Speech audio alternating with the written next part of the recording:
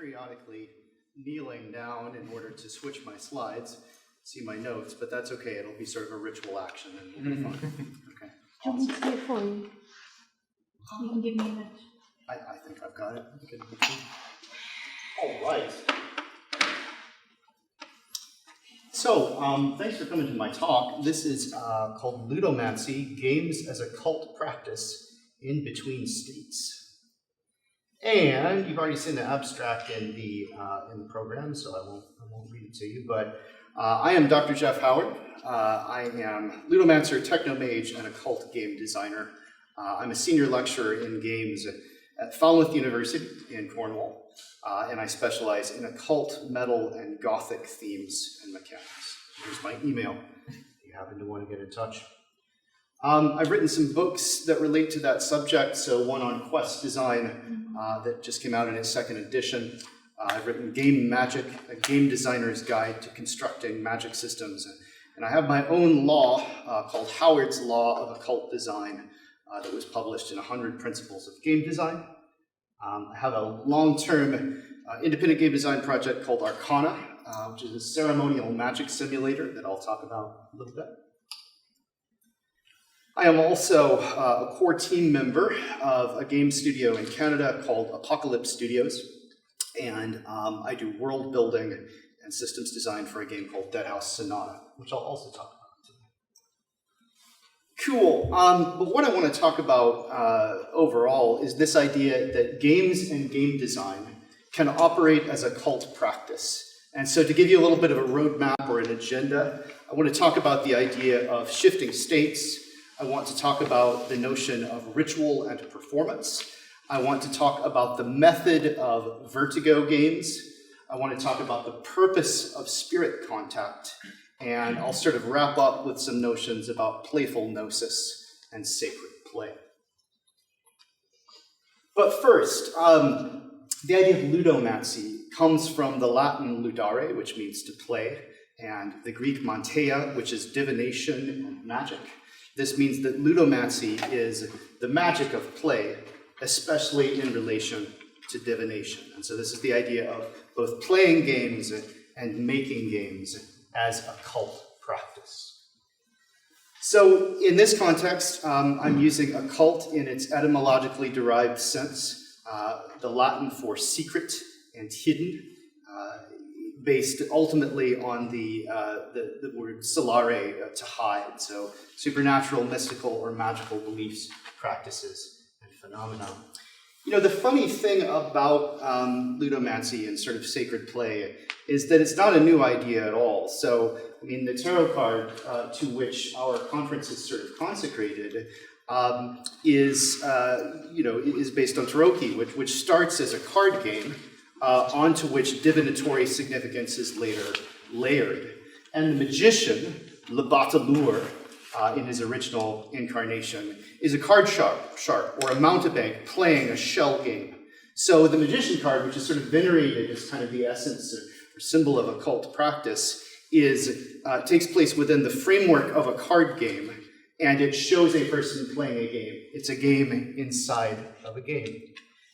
And so my thesis is that games and game design can operate as a cult practice because they allow us to shift states, imaginatively, emotionally, and spiritually, if indeed there's a difference between those things. Of course, that idea is quite ancient. The history of magic in games are deeply intertwined. That's especially true in non-digital games, such as board games and card games, which are contemporaneous with the historical origins of magic. We're sometimes invested with magical symbolism. So you've got everything from the ancient Egyptian board game of Sinet, which was a ritualistic game intended to help people guide them through the underworld. You've got tarot, which we've mentioned, and you've got a couple other examples involving dice that I want to sort of mention. So in an article called The Demotic Inscribed Icosahedron from the Dakhla Oasis, archaeologist Martina Minus-Nurpel describes this demotic icosahedron inscribed with the names of Egyptian gods as part of a probable oracular procedure. The thing about it is, though, that an icosahedron is a D20, the iconic die of Dungeons and Dragons. And The more I started thinking about it, the more these kind of ludomantic synchronicities started happening. So these stories would appear, in my game field. So gaming and divination in the Hellenistic Levant, the case study of the astragalus assemblage from Maresha, Israel. So this was an entire cache of knucklebone dice that were discovered recently, and discovered in sites that are strongly suggestive of them being used for divinatory purposes. And so, this is kind of the notion running through this, that, what might appear to our modern eyes to be chance could by the ancients have been understood as sort of a way of connecting with the will of the gods. It's no surprise then that in the 1980s, proponents of the US Satanic Panic posited that playing Dungeons and Dragons was an occult activity. So you had headlines like, Dungeons and Dragons, just harmless fun or sorcery? And you had the infamous chick tracts, one of which sort of describes the initiation into a witch's coven, having been well prepared by playing a lot of D&D. And the thing about this is that, of course, these accusations were literally wrong, but they were metaphorically correct. And in fact, what has happened within, say, the last 5 years especially, is that we have kind of a generation of tabletop designers who, in contrarian fashion, have treated the occult accusations against tabletop role-playing games as an aspirational challenge. It's almost a dare. So things like Invisible Sun, or Cult, or Cabal, or The Abyss of Hallucinations, or The Book of Antitheses, or Seekers Beyond the Shroud are all examples of games that are so heavily sort of inspired by occult practice that they are very close to being occult practice. And this has even been memed. It's a little hard to read the meme, but so yeah, there's this thing called the Book of Antitheses, and it's all about how RPGs are magic and how all the critics of D&D were right and the Satanic Panic was totally justified, but it's also an in-game artifact that your players can find. I won't read the very end of it, but that's, so there's the book. So this is mischievous and subversive, yet also sort of rebelliously earnest aspirations that have resulted in an entire dedicated book of tabletop game magic. So, while the general parallels between occultism and gameplay are readily available, it's a very specific type of game that I'd like to focus on for this talk. Games that are about shifting state between life and death, material and spiritual, this plane of existence, or others. And, this thing about state change, which of course is the theme of Trans States as a conference, is a way of analyzing games and complex software systems more generally that's sort of well established. And so what you're looking at here is called a finite state machine. And it's a flowchart representing various states in a game. In this case, it's Pac-Man. And showing the various transitions between these states and the triggers which would cause these transitions to happen. The state machine for Pac-Man is sort of structurally representative of what a state machine is, but it's especially thematically relevant to Ludomancy, as it represents entities shifting in and out of ghost form, right? So Pac-Man eats a ghost, and then it goes into ethereal form with just the eyes, and it runs back to the cage in the center of things. And one way of representing that shift in state, sort of fictionally and ludically, is the idea of astral projection, often simulated and represented in games as planar travel. So astral projection has been in D&D since the 70s, since the beginning. Gygax understood it as being sort of derived in part from H.P. Blavatsky, so he recommends that aspiring dungeon masters read encyclopedias of theosophy and learn about silver chords and all of those good things. It's also heavily, inspired by Doctor Strange comic books, in which Doctor Strange is always kind of, especially in Steve Ditko's vision of things, he's always kind of, accessing these otherworldly realms. And they're partly outside of him, and they're partly inside of him. This is that sort of psychedelic paradox that is at the heart of what we're thinking about. Because, of course, the shaman shifts states, and Mircea Eliade knew this from the very beginning. Archaic techniques of ecstasy, right? Ecstasis, a technique to sort of break us out of stasis. And, famously in Eliade's formulation, the shaman is the walker between worlds, one who moves between ontological states. The trouble is, shifting states isn't always as easy as gobbling a power pill. In mysticism and magic, transcending the mundane to project one's consciousness into other worlds is a notoriously perilous and arduous process. So, Aleister Crowley in Liber O says that when you transfer your consciousness into an imagined astral body, opening that body's eyes will be the chief difficulty of the operation. So how then do we overcome this difficulty? Well, I want to suggest that there's a couple tried and true methods, one of which is ritual. And I mentioned this game, Invisible Sun, which is a tabletop game with an especially rich ritual system. The founder of game studies, Johann Huizinga, says, primitive society performs its sacred rites, its sacrifices, consecrations, and mysteries, all of which serve to guarantee the well-being of the world in a spirit of pure play, truly understood. And to sort of understand what Huizinga is talking about, it helps to think about his concept of the magic circle. So Huizinga postulates a kind of imaginary circle that surrounds any act of play.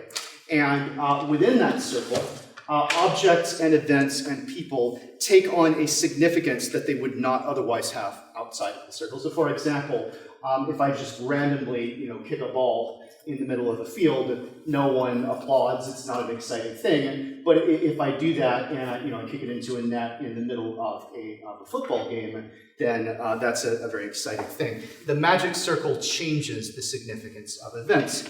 And of course, in this way, it is analogous to the magic circle of the magician placed around him in the ceremony in order to protect him potentially from the forces that might be evoked. Huizinga writes, just as there is no formal difference between play and ritual, so the consecrated spot cannot be formally distinguished from the playground. The arena, the card table, the magic circle, the temple, the stage, the screen, the tennis court are all fundamentally arenas for play. And of course, the ritual aspect of state-shifting magic maps particularly well onto the formal systems of games. Enochian chess, which is the four-handed chess variant similar to chaturanga, was developed by the Hermetic Order of the Golden Dawn as a form of initiatory training. It was a kind of synopsis of their entire system. And we have games that are sort of, to perform them is almost a ritual act. So again, this is Invisible Sun. If you backed it on Kickstarter, you had to back it at one tier, which was known as Summon the Black Cube. And a gigantic black cube would appear on your doorstep that would fold out like the Lament configuration. And there would be all of these kind of tchotchkes inside of it, a six-fingered hand statue, a circular tarot deck, a Path of the Suns inspired by the Kabbalistic Tree of Life, but not quite. It's very much its own ritual system that is intensely tactile, multimodal, and intricate. Or, moving over to France and winding things back to the late 90s, we had the elaborate magical timing of the game called Nephilim, subtitled Occult Role-Playing, in which timing is tracked and expressed in a complex wheel known as the Game Master's Veil, where you have astrological alignments, planetary hours, and elemental correspondences to reflect the casting of each spell. Or the elaborate ritual preparations of the single-player tabletop RPG Seekers Beyond the Shroud. And you can see that the various tables that are reproduced inside of Seekers Beyond the Shroud with planetary and incense and color correspondences, they're necessary to cast spells, and they are directly analogous to and based on similar tables in Liber 777 or Stephen Skinner's The Complete Magician's Tables.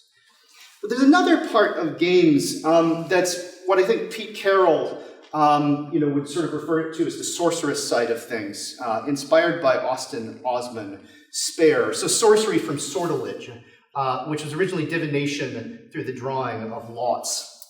And Spare makes it clear that in order to achieve a state of trance or gnosis, there's lots of ways that you could get into that, and he explicitly mentions the playing of patience or solitaire as one way of achieving that state of gnosis. So what I want to suggest is that any sufficiently advanced and ensouled simulation of magic is indistinguishable from occult practice. Of course, taking a page from Arthur C. Clarke. And I want to give you a couple of examples kind of from my own practice of how that could happen. So here's two examples of state-shifting ludomantic games, Deadhaus Sonata and Arcana. So Deadhaus Sonata is a game that I work on from Apocalypse Studios, and it's all about state change and state machines in relation to changes between various gradations of life and death. So the idea is that in Deadhaus Sonata, you play the undead fighting against the living in a narrative-driven action role-playing game. And our approach to death is a little bit different than a lot of games. A lot of games, death kind of means game over. It's the end of things. But we have something called the trinary archetype system. And we are far more interested in kind of death as a means of shifting state. And so I kind of wrote this, but the last bit of it, a long-held belief of necromancy posits that death and life are not binary states, but rather a smooth and permeable continuum along which many beings can wander. The liminal nature of death has deep roots in the occult, such as the stories of St. Cyprian, patron saint of necromancers, and the Gede of Vauduin, the Loa of death and fertility, such as Baron Samedi.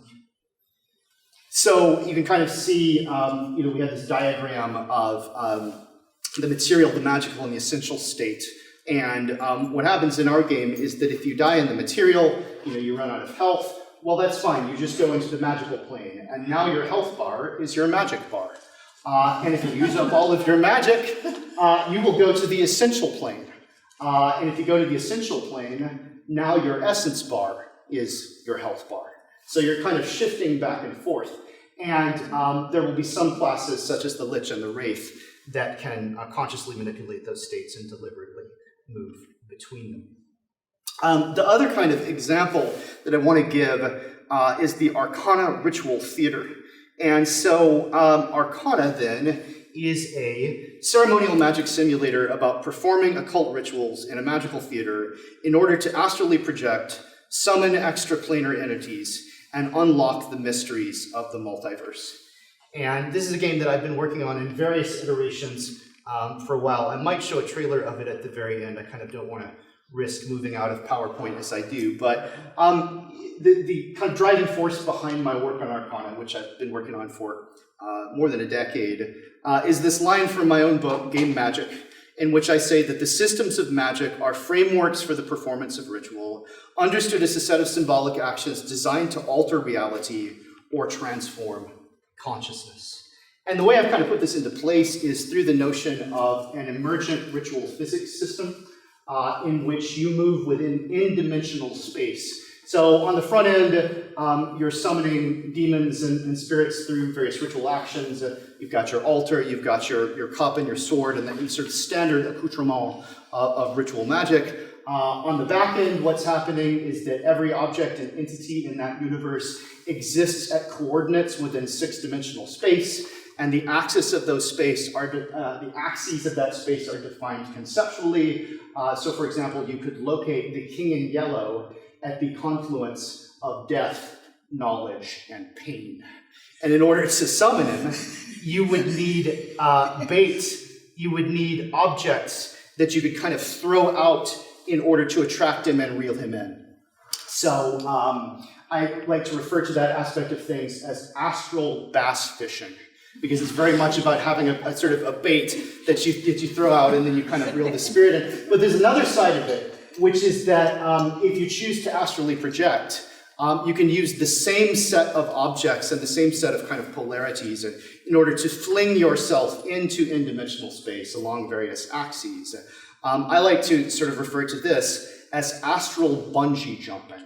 And literally, in the back-end code of my game, you have a spring joint attached to your back. There's, in fact, 2 of them on 2 different planes that can stretch and strain and even potentially break. So you're bungee jumping with your silver cord, effectively. There's an epigraph that I've got in terms of why you would be doing this stuff in the game. It's from the Nicene Psalm. All the worlds shall I journey through, all the mysteries unlock. So this is kind of takes the gamer's completionist desire to find every hidden secret within simulated worlds and magnifies it in cosmic terms. And of course, I take inspiration, as many of us do, from Eric Davis, who writes in Technosis, perhaps what we are building in the name of escapist entertainment are the shared symbols and archetypal landscapes of a tawdry mundus imaginalis, technological mundus imaginalis. The boss characters and evil creatures who must be conquered to advanced levels are the faint echoes of the threshold dwellers and keepers of the gates that shamans and Gnostics had to conquer in their mystic peregrinations of the other worlds.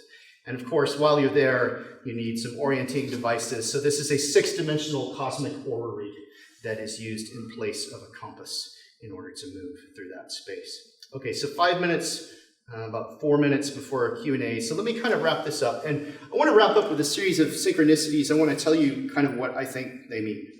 Arcana, which, like I say, I've been kind of working on for a decade in solitude, ultimately is a game about exploring the corridors of an invisible cosmic maze in order to escape. Imagine my surprise when I discovered that a similar trope, idea of exploring an invisible mansion using ritual, is at the heart of a game called Cultist Simulator by acclaimed indie developer Alexis Kennedy. And further, imagine my surprise when I found out that a similar trope is at the heart of Invisible Sun, that tabletop game, in the form of a labyrinth that represents the game's central mystery as a form of occult initiation toward which all of their secrets tend. Imagine further my surprise when it turns out that Alan Moore has been dreaming of a quote-unquote ideal video game, which would involve the exploration of idea space and the summoning of extraplanar entities. It gets weirder. While playing the game of Invisible Sun and the game of Cultist Simulator, I was shocked one night. I got frisone, the hair stood up on the back of my neck, when I realized that Invisible Sun and Cultist Simulator both prominently feature the same obscure quotation from English polymath Thomas Brown, who says, "Life is a pure flame and we live by an invisible sun within us." And what I want to suggest is that this quotation is describing a kind of ludomantic gnosis, an inward, unmediated experience of a transcendent reality, a light from beyond that shines within.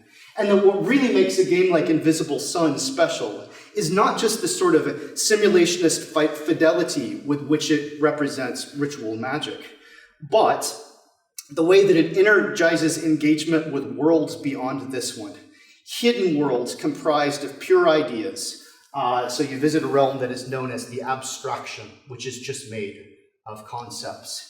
And I want to suggest that the purpose of that, at least in part, is to make contact, experience what it would be like to make contact with entities from another world. Let's see, so I'll go very quickly. One of the methods for this is known as e-links or vertigo games. It comes from another foundational work of game studies called Roger Calois, by Roger Calois in Man, Play, and Games. He suggests that there's a lot of types of games, some based on conflict, some based on chance, some based on make-believe. But there's a very special type of game called an e-links or vertigo game. E-links is Greek for whirlpool. E-links games are games about deliberate disorientation. So if you turn yourself in circles until you're dizzy, or you spin a die, or you do blind man's buff or ring around the rosy, these would be e-links or vertigo games. Calois explicitly compares this kind of rapturous, vertiginous ecstasy to the rites of the shaman. And I want to suggest that in games that have a truly deep, disorienting set of complex systems, they can actually function as e-links. Vertiginous keys of ludomantic practice that help us to peer into the beyond, or beyond the veil or shroud into that which is hidden. All right, so I'm almost done, which is good, because I'm running out of time. So these are games of rending veils and piercing shrouds. Abyss of Hallucinations is a tabletop role-playing scenario based on Crowley's Book of Lies. And what I want to suggest is that Ludomancy allows us to break the shackles of the archons of labor and gamification alike by shifting into a state of the more than real, the surreal or the imaginal, thereby denying the voice of the Lord of the abyss of hallucinations, who draws a tyrannical line between truth and fiction. And as I wrap up, leave you with a couple of quotes, one from Heraclitus. Aeon is a child at play, playing drafts. I want to remember this concept of Lila, the Sanskrit concept of divine play, which Shiva engages in as his prerogative as a god. I've got one quotation from Peter Gray in Apocalyptic Witchcraft, who says, I would suggest that the example of play of games should be one which we enthusiastically partake in. The neglect of this can be seen in the records that list apparent children's games in Sumeria that were not understood until recently to be a critical element of the cult of Inanna. We should not put away our childish things or sacrifice the ludic spirit of youth and thus forget the ways of the divine. It must be recalled that the symbols of the mystery cult of Dionysus were toys, all of them. So to wrap up, I want to suggest that games and game design can operate as a cult practice because they allow us to shift states imaginatively, emotionally, and spiritually. I want to suggest that any sufficiently rich simulation of magic is indistinguishable from actual magic. The more we engage with such a system, the more it looks and feels like we are performing an actual ritual, because at some level we are.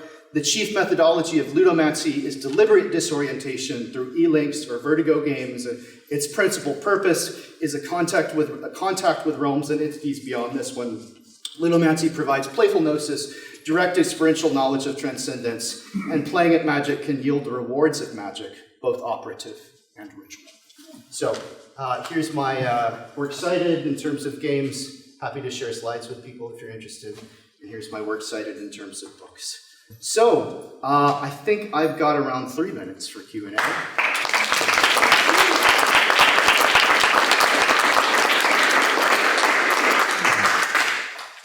Yes, does anybody want to kick us off?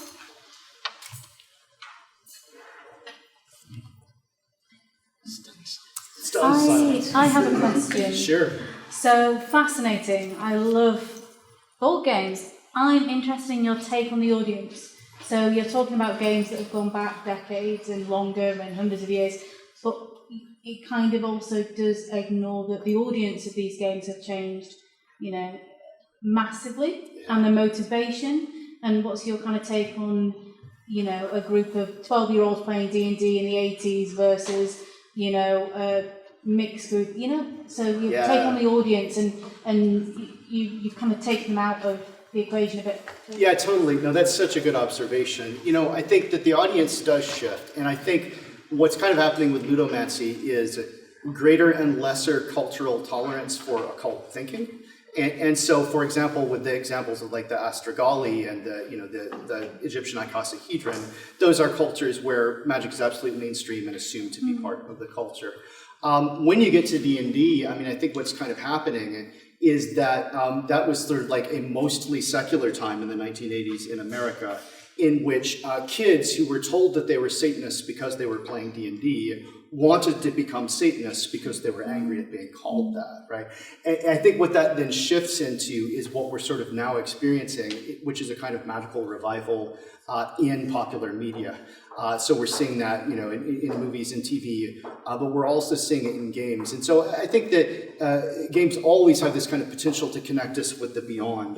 But what sort of fluctuates and goes up and down is how aware the audience is of that in relationship to the backdrop of their culture. Interesting, yeah. Oh yeah, we've got two. Yeah, over here, and then we'll come here. Yeah. Brilliant talk, by the way. I was really interested in the thing you said about playing cards, because people usually say, make a distinction between fortune-telling cards and cards for gambling. And I'm wondering if you sort of agree that the idea that gambling, playing cards, doesn't have a connection with divination and fortune-telling, whether you think the two things might be connected. I think they are connected. I think there's less awareness of it, you know, again, coming back to audience. So I think that there often is this kind of binary split between like a tarot deck is for divination, but a standard deck of playing cards is for gambling. Whereas if we look at kind of folk witchcraft traditions through the 19th century, you know, there's this kind of well-established tradition of using standard playing cards primarily for, you know, for divination. Roger Horn has a really good book on folk cartomancy in traditional witchcraft is the name of it. So I think what it is that in both cases we've got an intricate formal system of colors, numbers, and symbols, which can be invested with divinatory or spiritual significance, but it depends on the attitude of the person using it. You know, so it's not a difference between one type of deck is inherently spiritual or divinatory and the other is secular. It's about how we approach it from a, you know, in terms of our consciousness. Well, we've got time for one more. So you were listing sort of different types of games there, but I was wondering where sandbox games would fit in. So for computer-wise, that would be things like Minecraft, where you can build whatever you want. Obviously, you can play role-playing games and that. And for sort of Lego would be another example. So I just wondered, because obviously you can build other types of games on top of those. Yes. But how would you think that would fit in with your... I think what those kind of games are sandbox games like, you know, Minecraft or Second Life or any of those things, is that they can equally be routes to gnosis. They're just putting us in a slightly different perspective. So they're making us the demiurge, right? The demiurgos, the one who builds, you know, which originally is kind of in Plato's Timaeus is morally neutral. The demiurge is not necessarily a bad person. They're just a person that builds. When a demiurge becomes evil or tyrannical is when they forget that their constructed world is just a construction. And so Minecraft, these games that teach us to build worlds that, you know, that are virtual, are also great at provoking gnosis because they say, look, our most, you know, magisterial architectural world building exercise can still be knocked down by a Gnostic rebel. And it needs to be, you know, so they encourage in us a kind of ontological flexibility that I think is really, really key to a healthy spiritual life. Thank you. One more round of applause. We've been, yeah.